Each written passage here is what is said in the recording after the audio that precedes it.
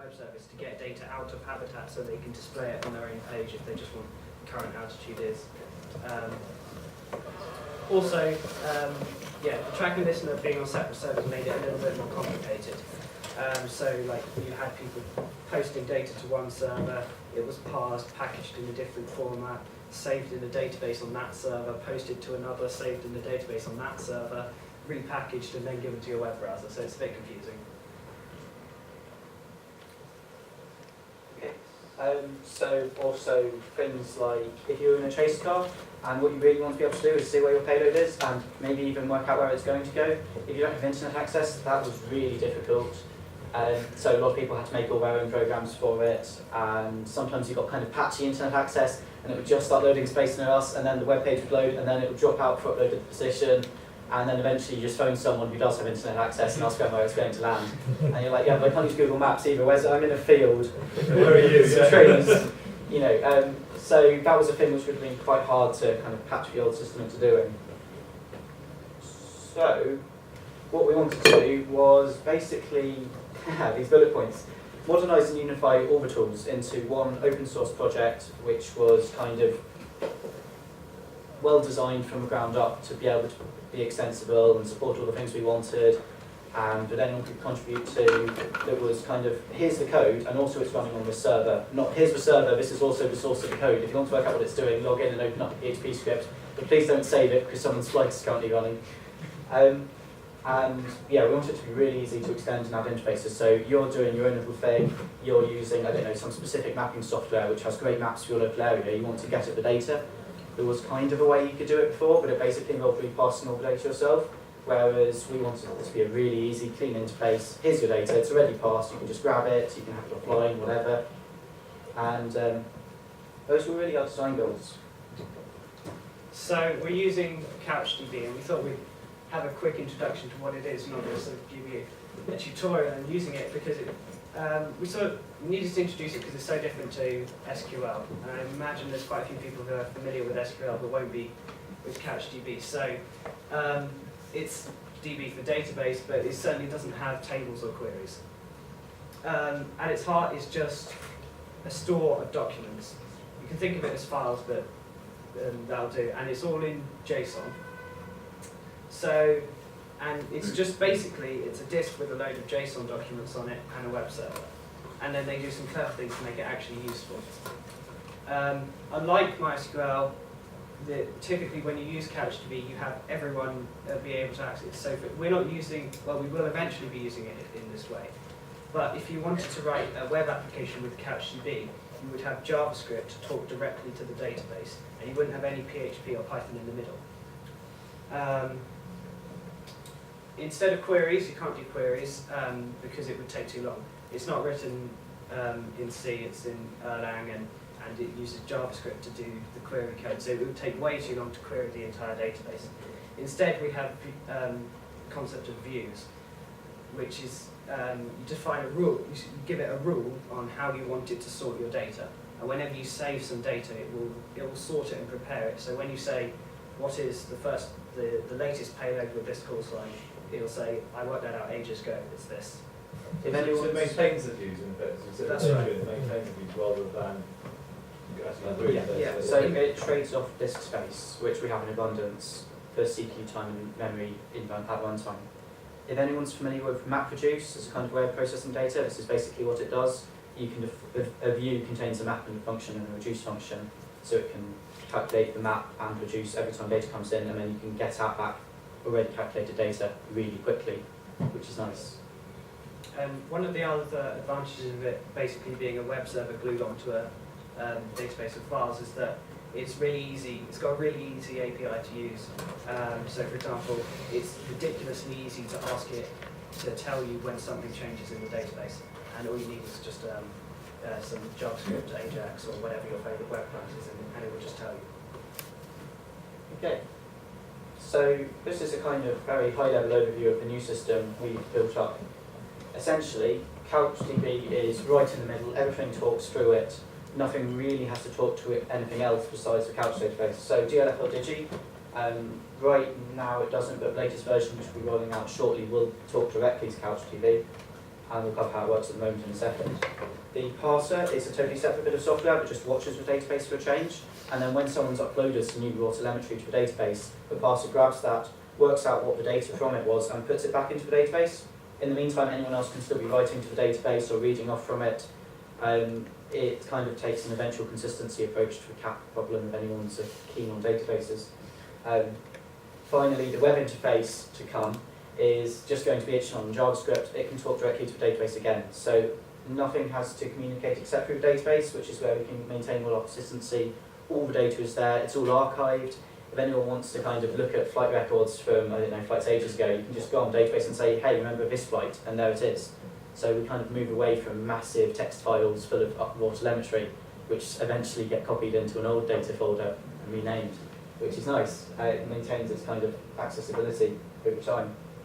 I think originally when we started out doing Habitat, there's a sort of slide on the history, but when we started out we said, okay, we'll have something, post something to the parser, and then the parser can send it into the database.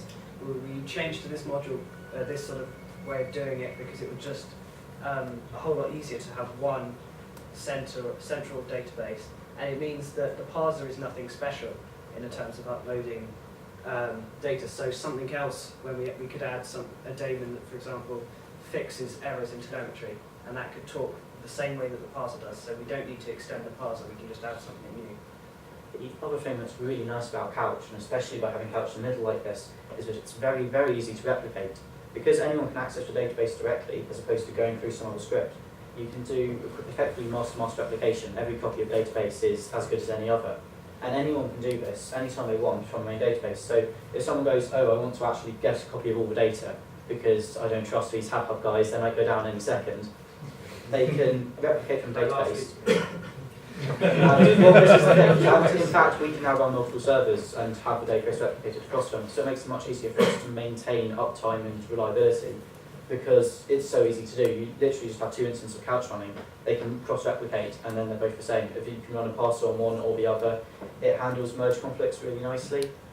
So it doesn't matter if you upload to one or the other or both, or one of them passes or the other one. It basically all sorts of So on stuff your out. laptop, you could have Couch basically running with a copy of the data on it, and in effect that would be your master copy when you're running around.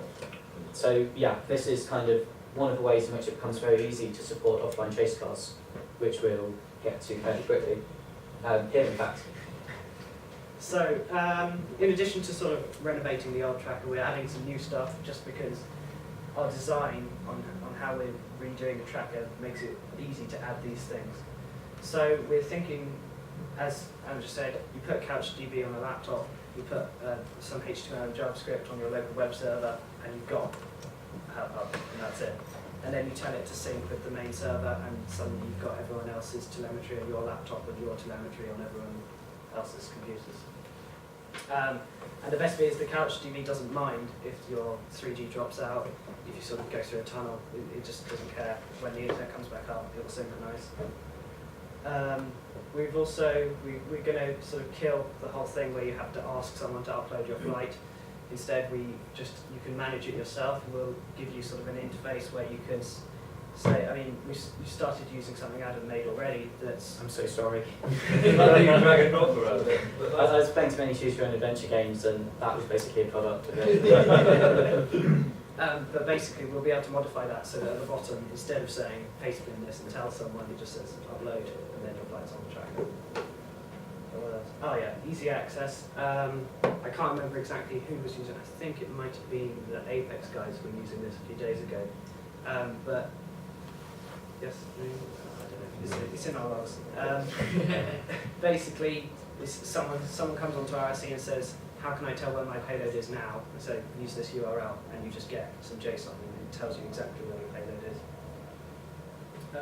Extensible.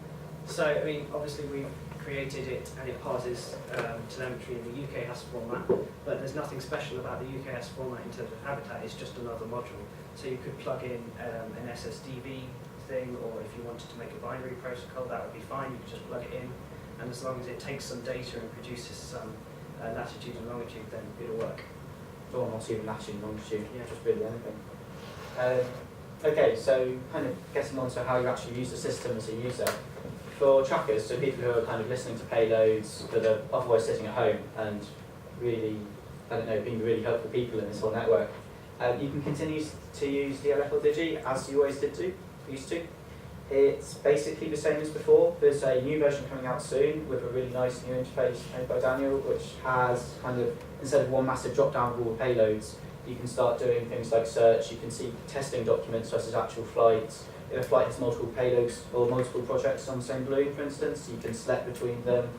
It lets you do lots of kind of neat things like that. But also, because the protocol is now kind of documented and open and easy to add things to, you could write your own radio decoding software and not use DLF or Digi. So if you had some specialist requirement or you had a different RTTYD modulator or anything like that, you could very, very easily, it's like a single HTTP request, post your data up. So someone else in the future might make some other software, I don't know if somebody integrates with Funky Jungle or whatever, which would work like DLF or Digi. So there might be more options in the future, but for now it's basically the same. Okay, so if you're a ballooner, as I said, you now manage your own flight document. I think it'll certainly be easier for us. I think it'll be easier for you guys as well. It's got all the information that the old documents had, but a little bit more. Sort of, I think that the way of using the old XML files was that you would create an XML file for your call sign and then update it when if you change your telemetry, and that would just stay on the server, and that would be it. We're sort of changing it slightly so that a flight document describes one flight or you sitting in the garage and testing the payload. It doesn't describe how it's only got how your telemetry looks inside it, but you need to make a new one for each flight. That's not going to be too difficult. You just say copy the one I used before. It'll work. But this means that because this forces you to split up all of your data into flights, testing, flight, it means that we'll be able to add an archive really easily, and you just browse through and say, oh, the flight that was on the 17th of October, have a look at that. And of course, as always, we're happy to help with the changeover, and we're doing as much as we can to make sure that the changeover from the old system, at the moment we're sort of in a state that's halfway in between. You might have noticed a few things breaking. That's probably because we were trying to glue Habitat into the middle of Space Near Us and the listen script. But we're always happy to help fix problems, and we're seeing email. Okay. So as a brief interlude, we've talked a lot of nice things about how anyone can just access the database and how you can add your own flight documents and all this kind of thing, which is fantastic, but this is the internet where there are lots of big bad guys kind of out there, and what you don't want is someone, I don't know, spamming your database, someone drawing out an advert on the map or whatever. That would be bad. Someone listing off, so you know, there's a lot of scope for people to play silly pranks or malicious pranks, either delete the whole database. That would be really tragic. So we've got a lot of stuff in place to kind of prevent that. One of the things in particular is that for flight documents, the idea is anyone can put in a testing flight document anytime and update it whenever they want. And that doesn't really matter because it can just sit on the database. It will use up a little disk. Not really too concerned at the moment. But on DLF or Digi, this then shows up under the testing section, so it doesn't spam everyone else using DLF or Digi. What you then do is when you actually have a flight, you can put in your flight details when it's launching and all that, and a couple of people, the same people who now upload XML files, can just go, this looks fine, click, and it's approved, and that flight then shows up in everyone's DLF or Digi list, and when you go on the tracker page, you have a list of current flights, and those will be approved flights. So it stops people easily spamming the thing. In the same way, test flights, if you look at the map, don't show up unless you actually go to look at them. So when you're testing your payload, it's really easy to do. You just go, yeah, test flight's mine.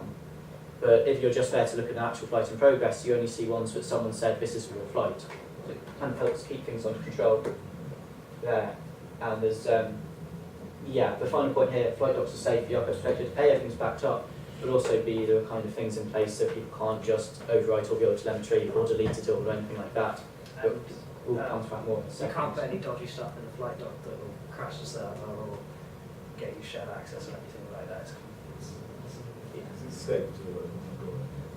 Yeah, it does a lot of kind of clever things, like some of which we'll come to later, but code signing and other nice things. So, if you're chasing a balloon, then it's suddenly got a lot easier to you. We were thinking of, we were sort of saying earlier about how we could run Couchdb on a laptop. So we're sort of thinking of sort of giving you a disk image which you run in your favourite virtualization software. If you haven't used it, it's really easy. You'd sort of like download a few hundred megabytes and then it would work. It would just be the difference of browsing to a different URL in your browser. It would work exactly the same. You'd tell DLF or Digi to send it here rather than to HubHub, and everything would be fine.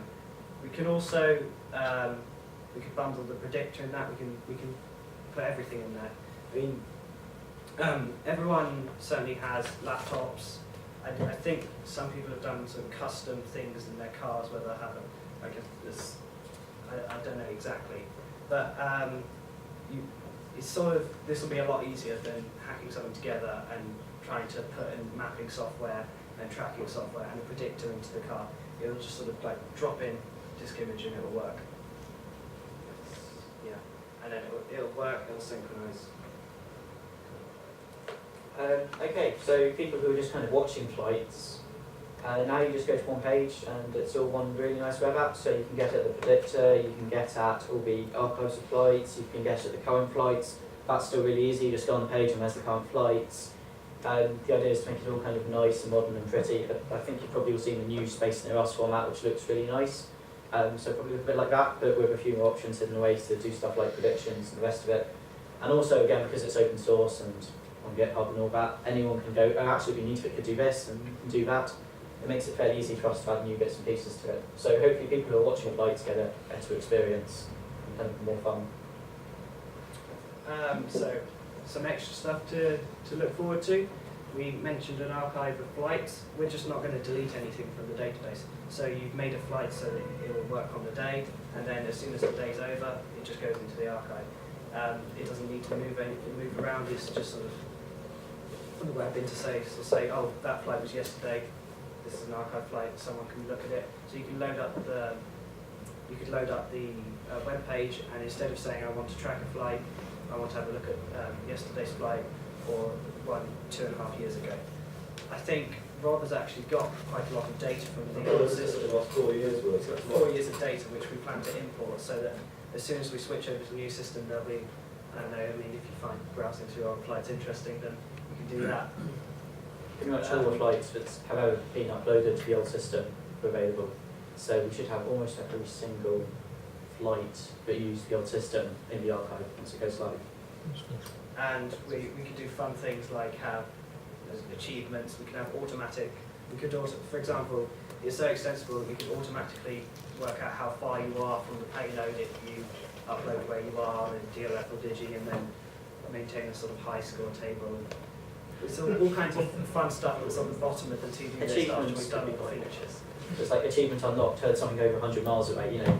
Achievement unlocked, launched a flight, this kind of thing. First person to receive, I don't know, last string before it hit the ground, all of this kind of thing. It could be really easily done, and it doesn't even need to be part of the main system, you know, it could run wherever because the data is easily available.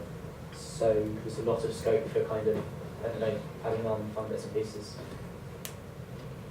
So for admins, this isn't many of you, but the people who used to upload XML files and hack around on PHP scripts and the rest, we've now got this hotfixer system, so you can write a tiny piece of really nice Python, and it just runs, and it runs against that one payload's incoming telemetry, not everyone's. So someone's like forgotten a plus sign on their coordinate system, or like the minus sign breaks, or that integers overflow or go unsigned or something silly. And you can just write a small piece of code to fix that, and it even has utilities to like then update the checksum for you because the checksum's changed because you changed it. So it's really easy to add little fixes to payloads, and also people make this like it's easy to add common changes if people keep making the same mistake. We don't have the XML system anymore. We're going to have the really exciting web interface. So you just say, here's my payload, here's what the sentence looks like, click go, that's it. No one has to copy XML files around. And yeah, flight titles, it now does all that automatically. So basically, if you're an admin, which is like, I don't know, 3 or maybe 5 of us, life's a bit easier, a lot easier. So that's nice. You need an admin to apply the hotfix, am I right in thinking that? Sorry? You need an admin to apply the hotfix. Yeah, so the hotfixes are actually a small piece of Python code, but because you could do a lot of damage with that, they're code signed using certificates, and we've got a CA for Habitat, and then all the people who are going to be writing them can get their certificates on the system, and there's a really neat script to just sign your code and it will run. If it's just a really common thing, like someone's put semicolons in instead of commas, which some people do because that's what it used to be, and you can now just change that to commas without needing to be mapping, because it's just a defined action. So it works both ways.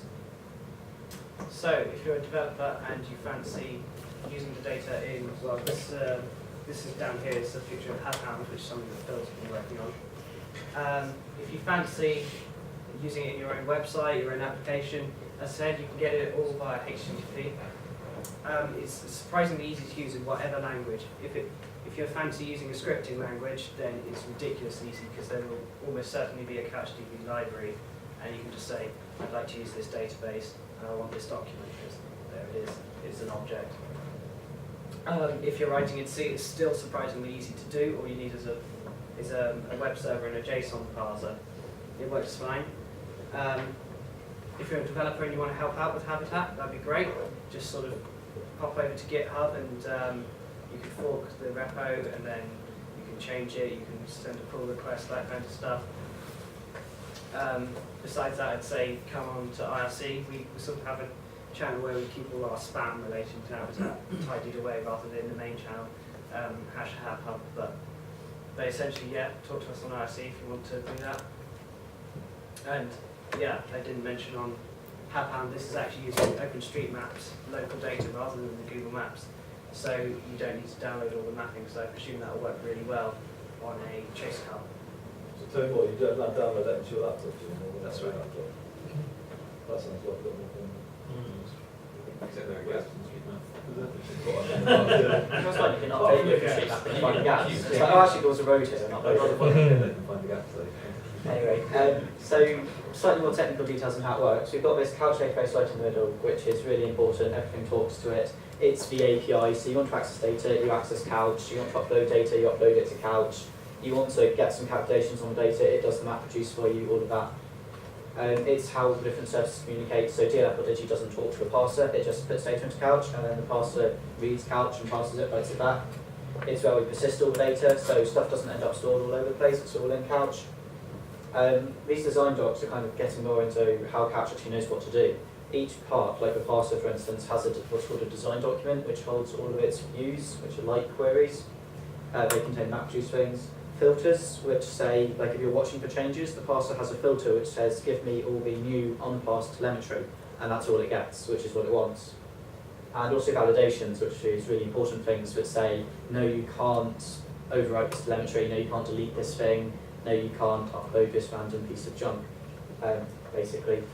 All the data in it is web accessible, as we've said many times, and also, as we've also said a few times, the service can replicate. So we can have a big cluster of Couch databases. If some of them go down, it's no biggie. If we need more disk space, it's no biggie. If we want more computational power, it's no biggie. If you want to run your own somewhere else for your own availability, it's no problem. You just type in the address of ours and it downloads all the data. So it does lots of kind of nice things for you. That's one quick question. Does it actually do anything to prevent the bad data getting into the system as well? Does it actually have Yeah. a stable to it? So you just jump halfway across the world, that can't be right. That you check, I hope you get some. I think you mean bad So data. it depends on what you mean. Bad data is in sort of malicious. No, bad, not bad as malicious, bad as in bogus. So the malicious data can still be uploaded, but the parser is then responsible for saying, actually this isn't useful and not passing it. And then the database sent is uploaded because there's no point junking it forever. It's like a single string. But it either won't get passed or it does get passed, it doesn't then show up in the map or whatever. So we filter it to the passing stage. So, yeah, so the Couchdb views are great, but they can't do things like parse telemetry. It wouldn't work because we need to have a filter can only, a view can only run on one document, and we have several involved in parsing telemetry because there's the configuration document and there's the document that contains the string you just uploaded. And if it's something like SSDV, there'll be all of the other documents containing previous data that have been uploaded. So instead we have a Python program that runs all the time, watches for changes as we said, and then parses it as soon as it's uploaded. I mean, you think that there might be a slight delay, but it's barely noticeable. It's very, very quick because the Couchdb, although they don't have to be on the same server, in our case the Couchdb server and the parser are running on the same machine. But the sort of the daemon, it's an idea that isn't specific to the parser. So as I said, we might add an achievements daemon or something that calculates statistics for a flight and saves it back into the database so people can have a look at it. and you can run that on any server because the parser uses the same interface to talk to the database as everyone else in their web browser, everyone at DLL or Digi does. The parser is slightly special in that it'll have a login that lets it modify telemetry, which everyone else won't be allowed to do, or they fill it with garbage. But besides that, you could run one of these on any server at all. So the parser itself is kind of the really important bit of the system. It turns the incoming streams into actually useful data. It's configured by the flight documents you mentioned before, which you can just write and test by yourself, and there's a handy web tool to generate them. There'll be a web tool that actually works in more than just Chrome if you're lucky later. Yeah. So it looks at the flight document, that describes what your telemetry is. It's basically like the data the XML document used to contain, and it can use that to work out how to pass the data, but it's a bit more extensible because it allows you to have things like filters if there's some mistakes in incoming telemetry, and also it's kind of a bit more extensible than the sensors. You can use it for, say, SSDB if you're sending pictures, or if you want to do some kind of exciting new format that supports all of that in the same kind of config interface. So the parser modules are the things that handle the actual protocol. The flight document tells it what module to use. So UKHAS protocol, which is what basically everyone uses. But if you're using something else, that would be fine. SSDB is the thing that I think has been kind of worked on. So it could parse that as well and do a nice job of it, store the pictures in the database. Yeah, it kind of does good stuff to work out what module to use, but it basically works. So while we're sort of changing it over, at the moment, the parser and the sort of basic database design is sort of almost finished. So we thought we'd sort of start using it for flights, and I mean, for quite a while now, it's been used to parse data from flights. So what we've done is we've replaced the listen script with something that just forwards data to us, and then that's uploaded to Couch, and then it's dealt with in the Habitat way. And then we've replaced the script on the same server as the listen that tells DLF or Digi which flights there are, with something that asks Couch what the flights are, and then it converts them to this sort of disgusting XML document.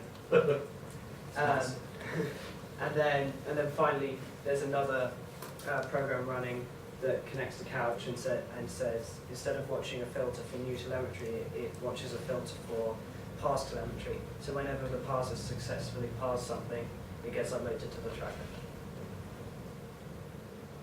Okay, and then the web interface is the bit that's kind of what we're mainly working on now, because Space NOS is lovely, but it's still Space NOSing, so we're kind of working on the Habitat version, as it were. It's just going to be JavaScript, so there's no PHP, there's no MySQL database, it's just JavaScript and some HTML and CSS. So it can sit on a laptop, it can sit on our server, runs wherever, and then it talks directly to the Couch database, which is great. It does all the stuff Space NOS does. It plots it on a map, you can turn on and off different payloads, you could look at the archive of flights and all the rest of it. We're working on writing predictions to go through it as well. So the predictor can be another daemon that kind of just sits on the server, and then when you file a prediction request, that goes onto a database. It means we can then have all the predictions in the database, which is kind of neat. It makes it easier to put it in chase cars, but it also means you could do things like stats on predictions. You could say, oh, here was the last prediction before we launched. How far away were we? And then in like a year's time, you can go, oh, we've had 100 flights, and on average the predictor was, I don't know, 12 miles accurate or something. Probably not, but so that'll be neat. And equally, you can write your own web apps, because as we have kind of treated a lot, the data's all web accessible, which is a really big thing. Just for one plea as well, and that's when you do that tracker, the hub version, you make sure you get that bit where it centres on it when you're driving around, because one of the worst things about driving around with the old system before we got that sort of keeping it centred, that was, Yeah, sure. I almost crashed the car 3 or 4 times. Yeah. Drag it back onto that. Probably a good time to mention, but this is also, it's really easy to make a mobile version of it, so you go to it on your mobile phone, and then it uses the nice mobile Google Maps thing, and has a nice mobile interface, and then you can actually use it on a phone, as opposed to the current one, which you really can't use on a phone, because it would make you sad.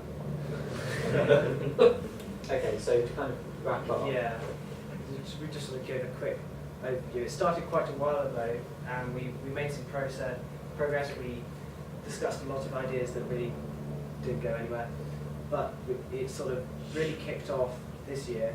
We tore out quite a lot of the stuff that turned out to be a bad idea and wrote the parser and some basics, some structural stuff, and I think that's pretty much where we are now. And then what we're we're going towards is the new web interface, which is going to be really exciting. The offline chase cars, which we want to make really easy, like you just click this button, it goes on your laptop, you're done. The predictor integration would be nice, and also especially if the predictor ends up in like in the same scene, that would be cool.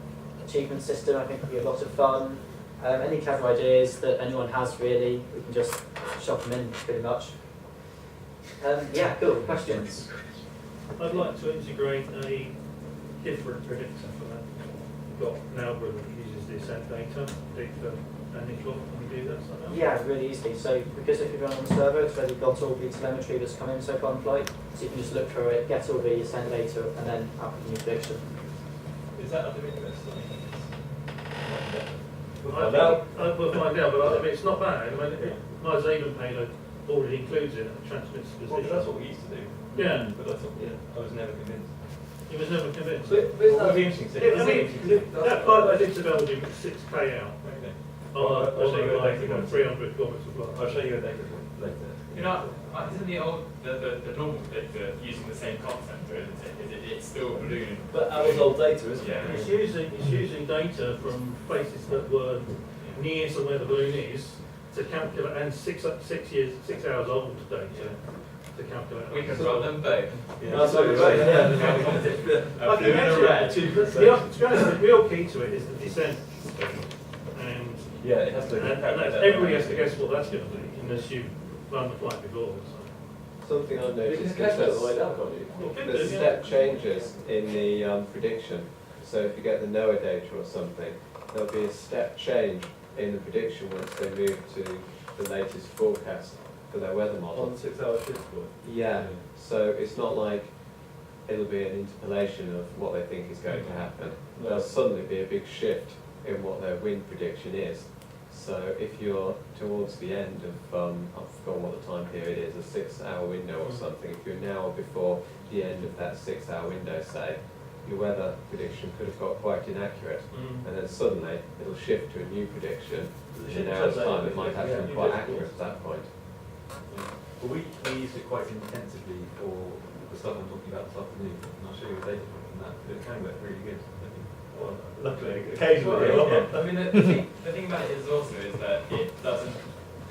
Any few of us talking is that yes, it's 6 hours out, but the predictors also used a lot for planning your flights, and so we've all seen the way that actually it's narrowing and better. So actually, even though the 6 hours is not that far out in comparison to when you started doing it 3 days before. Yeah. So you don't get the large shifts in data because the accuracy improves, if that makes sense. The modelling is started. Modelling is better. Yeah. So, but you're right. If you've got real-time data, then in theory, you think. Well, that's what I think in theory. But is it that? Except this makes it accessible. Yes, So that's these are right. not accessible in some ways. Not real-time. Yeah, I would just like to be able to have a little switch that says use this version of prediction, use that version of prediction to land as well. Can I just say, guys, you've done a really good Yeah. job on this. I mean, we had some crappy code I had kicking around for a while, and James done some wonderful stuff with help, did you? Yeah, just now you've got to lift the whole. But to be fair, you guys have done, I mean, we were just amateurs basically playing a game, and you guys have done a superb job, which is stunning. First one it was.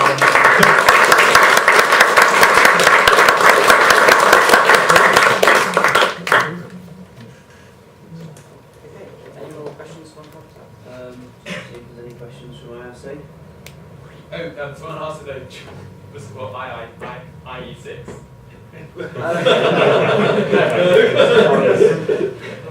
Okay. Couch supports it, you can look at the raw data on your screen if you want. Punishing them out. There's a lot of kind of fun stuff. We're thinking of having a text message thing where you can text in, like, I don't know, to a shortcode and it texts back to the latest position of your payload or predicted land spot or something. Sounds like you can do that really easily, like, I don't know, 20 quid a year or something on the service. You just text it and text back to the landing spot. Yeah. SMS to email is a free service for that. Although, Yeah. because the reason I like SMS is that often when we're chasing and we're in the arsenal of nowhere and there's only about half a bar of signal, you can just about get a text through, but Google Maps has got no chance. And again, It'd be really useful easy to to get get the with latest prediction. And also battery life on your phone. Yeah. That's what kills you, is you're like trying to use 3G at the edge and your phone is going, yeah, lies. But to be fair, that's been a thing of the past, isn't it? We're talking about having mapping software on there that's Doesn't need Yeah, to be so connected. You get the data like coming straight through live. The only difference, I guess, is if you aren't listening to it or you're relying on other people who have heard it on their reviews, then you can, and you don't have internet, you can send a It text must be message. really lazy if you can't get asked to listen to your own payload while you're driving around. Same with the answers. Yeah. But that, yeah. Isn't that why we built the system? Well, they could get to the phone. You can go to the phone, everyone else is Make somebody else track it. I'd like to see this system used in other applications. I guess it could really be, while it's focused at balloon stuff, there are probably other areas. And so in the opposite way doing APRS was set up in a sort of a generalized system, and now as you use the balloons, you could easily expand this to track anything, really. It doesn't even have to be moving, it's sort of like a system where some data gets passed into some other data, so it doesn't necessarily have to be a position. Well, you're getting back to customers to the couch, aren't you? And they say, well, basically the store. Great, thank you. Say clap on my ass, say. It's